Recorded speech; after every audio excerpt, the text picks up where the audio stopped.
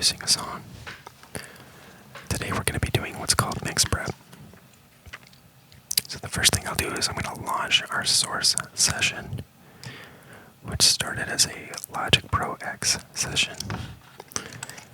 And what I'll be doing to start is just sort of getting a sense of what's going on in the project. Now, this is assuming that all edits, audio edits, clip edits, vocal edits, fades have already been made.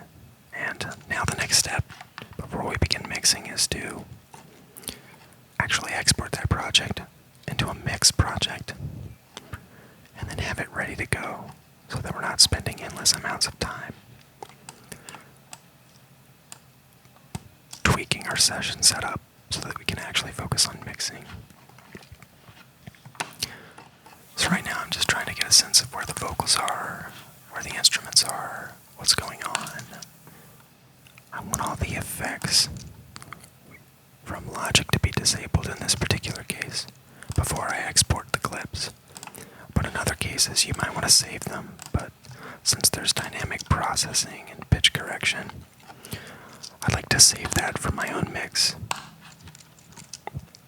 So once I've got all those disabled, I'm going to save a copy of this session with my name. That way, if I want to revert to the old mix prep session, I can just open the original project. But for the mix prep, I'm going to organize it as a package. That way I don't have a disorganized folder. And I'll save it to my hard drive. And what saving a copy of the session will do is it'll copy over the audio files as well. That way it doesn't need to reference the original project for those files. Next, what I'll do is I'll go ahead and go to export. All 11 tracks as audio files. I want the range to extend to the end of this Logic session, the project end. I want the bit depth to be 24. I can go ahead and bypass effect plugins here, but note that I also did that on the previous page. I'm also going to include pan and volume automation. That way, whatever the artist or editor was going for will be included. And you can see that I also turned normalize off, because that's also a form of dynamics processing, and I just want everything to be as clean as possible. And right now what I'm doing is I'm labeling using the Elements system and the Logic export so that all of my stem exports, or audio track exports, if you will, make sense. So K&T is the name of the project. I want the track name followed by the track number so that when I save this to my hard disk, all of the tracks from this Logic session are going to export with the name of the project, the name of the track, and then the track number in the session as it was. That way, when I export this project into Pro Tools, it's very easy to go ahead and get started with session organization. So right now I'm just exporting all the selected tracks. And then I'll wait for this to complete.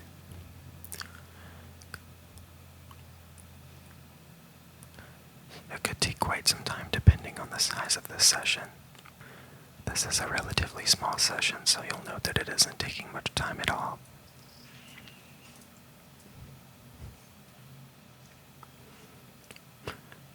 Now once that's complete, I can go ahead and save and quit my Logic session, and then go ahead and launch Pro Tools, or whatever your DAW of choice is for mixing. And usually with Pro Tools this takes quite some time, as many of you probably know. That clinky noise you hear is me drinking iced coffee. I love coffee, can't live without it, and wouldn't be awake most of the time without it anyways.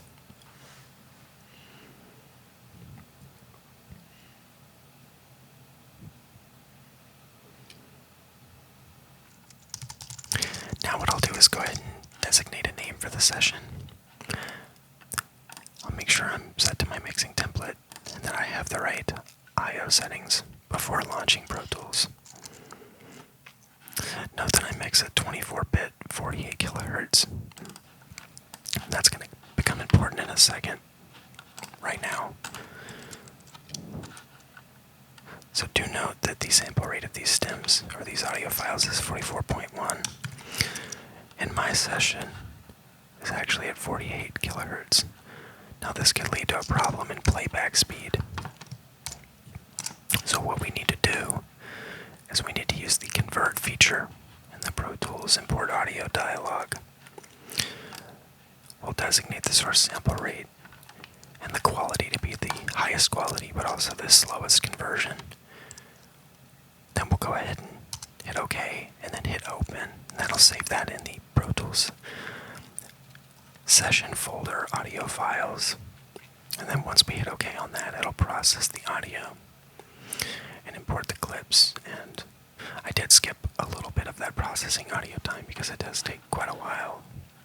But once it does get ready, you'll want to select the import to the session start, so the start of the project. And you'll see in a second here that the clips have then been nudged to the beginning of the session. Now what I'll do is I'll just drag all of my audio tracks in front of my buses and effects.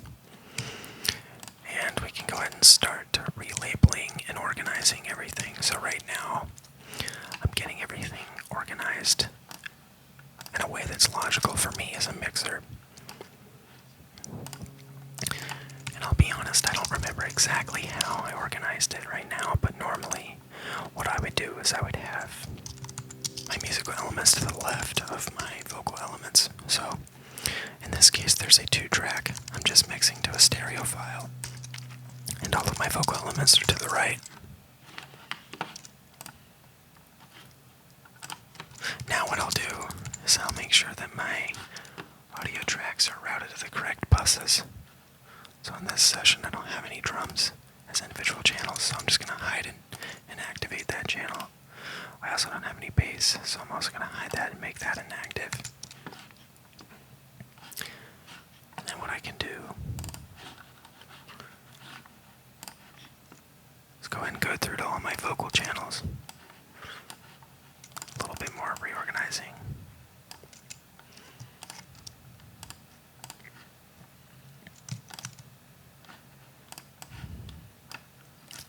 Yeah, you can see here I wasn't quite happy with how everything was set. But then now I'll assign the output of the vocal channels to the vocal bus, which is labeled all Vox in this case. And I did the same for those there.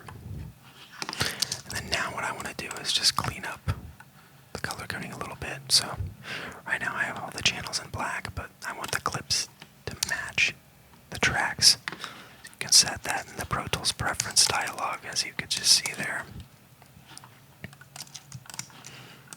And then now I'll stick to my normal color coding scheme. Vocals in violet. Backing vocals in yellow. There's no reason why I pick yellow, but it works for me. And then my 2-track in red, just to make it look very distinguishable from the vocal channels.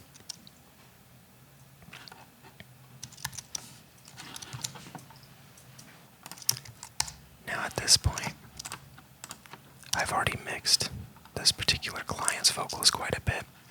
So what I'm going to do is use a prior Pro Tools session and import the vocal chain, which is a really cool feature of Pro Tools. And then what I can do is go ahead and create a mono auxiliary bus that all the lead vocals are going to be routed to. Go ahead and set that to the all Vox bus as with before. And then I can go ahead and copy over my vocal chain, or just drag it over, even as I'm doing here. Didn't want that limiter, but now effectively I have the same vocal processing as I had already done. This is a huge time saver. I'll go ahead and make it the same color as the other vocal channels. And I'll go ahead and route those vocal channels to that bus. But there's a problem. These are stereo stems, right? So what I need to determine is if they actually have any stereo information in them. So I'll take like any old generic analyzer, like pause analyzer from Waves. And I'll be looking at that phase scope on the bottom. And if it's a completely mono signal, it'll have a straight line up the middle. So really there's no reason for these tracks to be stereo tracks. So what I can do is I have two options. I can either split that channel into mono, since they're identical, and then delete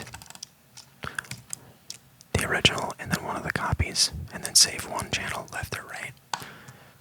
But this takes a lot of time, as you can see, and I don't want to do that. So a trick, or a shortcut rather, is to just insert a plugin that comes with Pro Tools called Down Mixer. And what Down Mixer does is it sums the left and the right channel and converts the entire track into a mono track. So as you can see, I just inserted Down Mixer on all 4 of these vocal channels, and they're all mono channels now.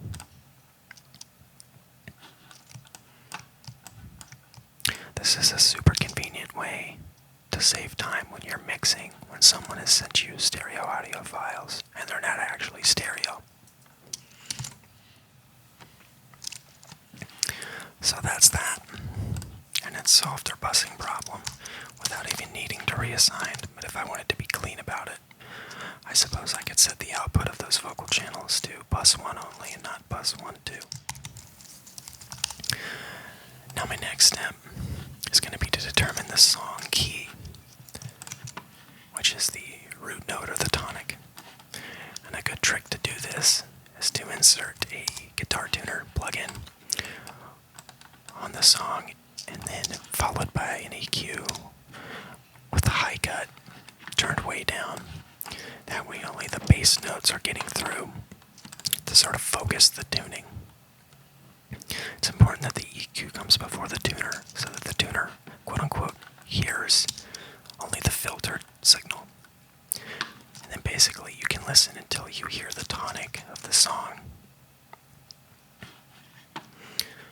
Depending on the complexity of the session, you might have to listen for longer. And this is great for determining what you want your auto-tune parameters to be.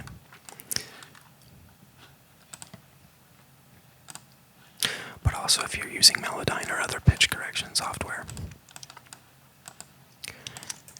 And it looks like the key of this song is A major. So easy enough.